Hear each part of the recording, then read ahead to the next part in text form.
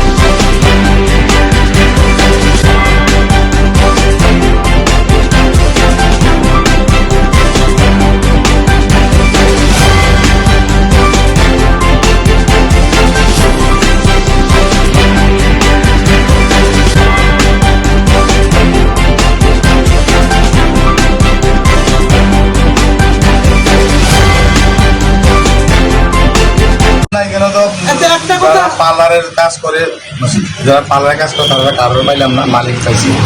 মালিকের কথা বললাম, বাড়ির মালিক নাকি পার্লারের মালিক? বাড়ির মালিক। পার্লার তো কেউই কারোর পাইলাম না। আচ্ছা, আমরাই তো বাড়ির মালিক। বাড়ির মালিক আছে, কথা বললাম, বাড়ির মালিক এখন তাড়াতাড়ি দিয়ে রাখবো।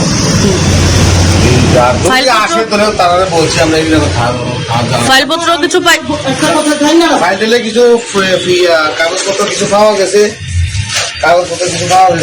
আর এমনি একটা খাতা একটা পাওয়া গেছে, আর একটা আয়ুর্বেদিকের একটা পাওয়া গেছে। নাম টাম কিছু জানা গেছে নি? পার্সন কোন থানার থেকে আসেন স্যার আপনি?